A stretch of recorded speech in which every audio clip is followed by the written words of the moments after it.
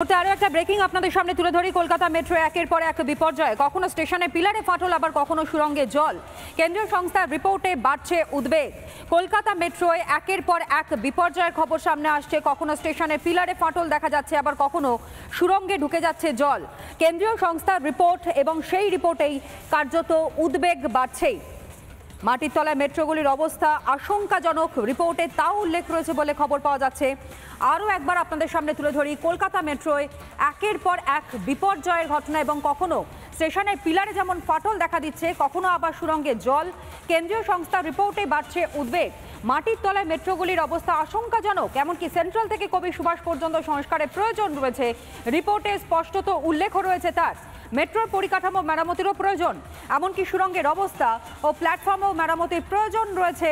রিপোর্টে স্পষ্টত উল্লেখ করা হয়েছে। সুখেন্দু আমাদের সহকর্মী এই মুহূর্তে আমার সঙ্গে রয়েছে। সুখেন্দু, এই রিপোর্টে আর ঠিক কোন কোন তথ্যগুলোকে সামনে আনা হয়েছে?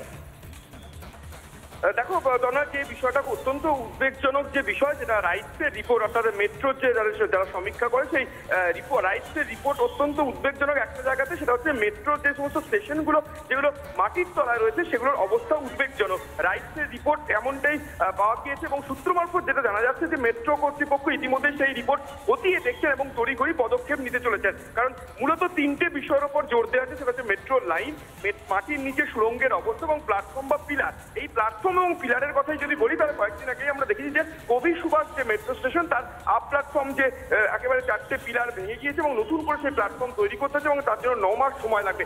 এরপরে আরো নড়ে চড়ে বসে রাইটসের রিপোর্ট অনুযায়ী বাকি যে মেট্রো স্টেশনগুলো রয়েছে সেখানকার স্টেশনগুলোর কি অবস্থা, বিশেষ করে এবং কয়েকদিন আগে বর্ষার সময় বর্ষার জল জমে গিয়েছিল পার্ক স্ট্রিট মেট্রো স্টেশনে, সে কথা আমরা জানি। এরপরেই দেখা যায় যে সমস্ত সমীক্ষা করে দেখা গিয়েছে যে মেট্রো স্টেশনে সুড়ঙ্গের কি অবস্থা, প্ল্যাটফর্ম এবং পিলার এবং মেট্রো লাইনগুলোর কি অবস্থা, সেইগুলোর রক্ষণাবেক্ষণ এবং মেরামতির প্রয়োজন হয়ে পড়েছে, বিশেষ করে সেন্ট্রাল মেট্রো স্টেশন থেকে কবি সুভাষ মেট্রো স্টেশন পর্যন্ত।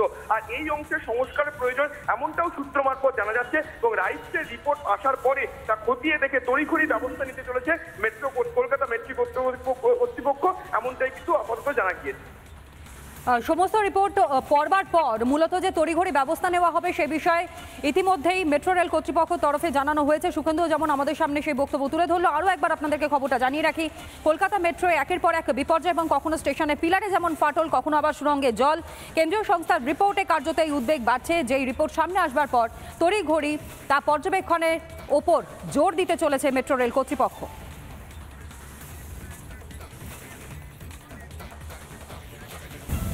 নানা ধরনের কন্টেন্ট দেখার জন্য লাইক করুন, শেয়ার করুন আমাদের ফেসবুক পেজ, সাবস্ক্রাইব করুন আমাদের ইউটিউব চ্যানেল।